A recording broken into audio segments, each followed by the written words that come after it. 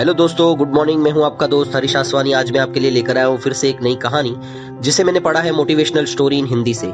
मित्रों, हम रोज आसमान में जगमगाते हुए असंख्य तारों को देखते हैं। उनमें से उत्तर दिशा में दिखाई देने वाला सबसे चमकदार तारा हम सबका ध्यान आकर्षित करता है। सदा स्थिर नजर आने वाला वह तारा है ध्रुव तारा। इस लेख में हम ध्रुव तारे से संबंधित पौराणिक कथा प्रस्तुत कर रहे हैं। बचपन में आपने यह कहानी अपने बड़े बुजुर्गों से अवश्य सुनी होगी, तो आइए बचपन की यादों को ताजा करते हैं। ब्रह्मा जी के मानस पुत्र स्वयंभू मनु के दो पुत्र थे, प्रियवदन और उत्तानपाद। राजा उत्तानपाद ने 2 विवाह किए थे। उनकी पहली पत्नी का नाम सुनीति था और दूसरी का नाम सुरुचि था। दोनों रानियों से उन्हें पुत्र रत्न की प्राप्ति हुई। सुनीति के पुत्र का नाम ध्रुव रखा गया और सुरुचि के पुत्र का नाम उत्तम था।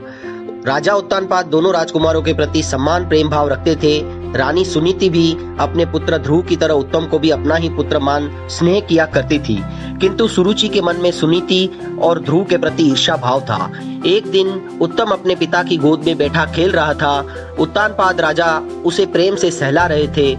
जब ध्रुव वहां पहुंचा तो उसका भी मन पिता की गोद में बैठने के लिए मचल उठा। वह भी जाकर अपने पिता की गोद में बैठ गया। उसी समय रानी सुरुचि वहां पहुंच गई। उसने जब ध्रुव को अपने पिता की गोद में बैठा देखा तो चिढ़ गई।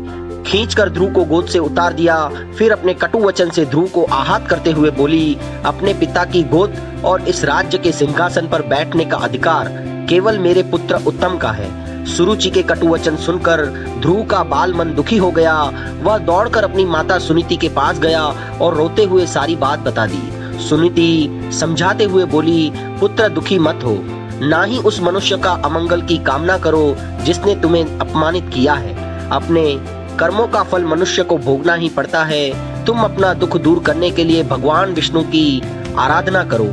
उनकी कृपा से ही तुम्हारे पितामह को मोक्ष की प्राप्ति हुई थी। वे दुख हरता हैं, अब वे ही तुम्हारा दुख दूर करेंगे। माता की बात से बालक ध्रुव के कोमल मन में भगवान विष्णु के प्रति भक्ति भाव जागृत हो गया। तत्काल वह घर को छोड़कर वह वन की ओर प्रस्थान कर गया। मार्ग में उसे देव ऋषि नारद मिले। उन्होंने ध्रुव को भगवान विष्णु की आराधना की विधि से अवगत करवाया। उसके उपरांत ध्रुव ने यमुना में स्नान किया और अन्न जल त्याग कर पैर के अंगूठे के बल पर खड़ा होकर भगवान विष्णु की आराधना में लीन हो गया। समय व्यतीत होने के साथ उसके तप के तेज में वृद्धि होने लगी, जो तीनों लोकों में पहुंच गई। उसके अंगूठे के भार से पृथ्वी दबने लगी। उसका कठोर तप देखकर भगवान विष्णु को उसके सामने प्रकट होना ही पड़ा। ध्रुव को दर्शन देकर भगवान विष्णु ने पूछा, वत्स, मैं तुम्हारी आराधना से अत्यंत प्रसन्न हूँ। बोलो, क्या वरदान चाहते हो? बालक ध्रुव कहने लगा, भगवान, मुझे माता सुरुचि ने अपमानित कर पिता की गोद से उतार दिया था। उनका कहना था कि मैं अपने पिता की गोद का अधिकारी नहीं हूँ।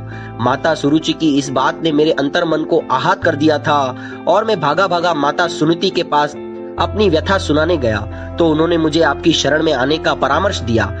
मैंने आपकी आराधना आपकी स्नेह प्राप्ति के लिए की है। प्रभुवर, आप जगत के तारणहार हैं। आपकी दृष्टि में सृष्टि के समस्त प्राणी समान हैं। पिता के गोद से उतारे जाने के बाद मैंने प्रण लिया था कि अब मैं केवल आपकी गोद में ही बैठूंगा। कृपा कर मुझे अपनी गोद में वह स्थान दीजिए जहां से मुझे कोई उतार न सके। भाव विभोर होकर ध्रुव बालक यह भगवान से बोला। ध्रुव की अभिलाषा जानकर भगवान विष्णु बोले, वत्स, तुम्हारा निस्वार्थ भक्ति भाव देख मैं तुम्हें अपनी गोद में स्थान देता हूँ। यह ब्रह्मांड मेरा अंश है और आकाश मेरी गोद। तुम मेरी गोद में आकाश में ध्रुव तारे के रूप में स्थापित होगे। तुम्हारे प्रकाश से पूरा ब्रह्मांड जगमगाएगा। तुम्हारा स्थान सप्त ऋषियों से भी ऊपर होगा। वे तुम्हारी परिक्रमा करेंगे। जब तक ब्रह्मांड है तुम्हारा स्थान निश्चिंत है। तुम्हारे स्थान से तुम्हें कोई डिगा नहीं पाएगा, किंतु वर्तमान में तुम्हें राज्य संभालना है, इसीलिए तुम अभी घर लौट जाओ। 36,000 वर्ष तक पृथ्वी पर राज कर तुम मेरी गोद में आओगे। इतना कहकर भगवान विष्णु अंतर्ध्यान हो गए। ध्रुव वापस घर लौट गया। कुछ वर्षों उपरांत राजा उत्तानपाद अपना राजपाट ध्रुव को सौंपकर वन में चले गए। भगवान विष्णु के वरदान अनुसार पृथ्वी पर 36,000 वर्ष तक धर्म पूर्वक राज करने के उपरांत ध्रुव आकाश में तारा बनकर सदा के लिए अमर हो गया। दोस्तों, इस कहानी से हमें सीख मिलती है, किसी भी काम के लिए निर्मल मन और दृढ़ निश्चय की आवश्यकता होती है। जैसे ध्रुव ने निर्मल मन से भगवान की भक्ति करके और दृढ़ निश्चय से उसकी मनोकामना खुद की पूर्ण की और सदा के लिए अमर हो गया। इसी तरह हमें भी किसी कार्य को करने के लिए निर्मल मन और दृढ़ निश्चय की आवश्यकता है।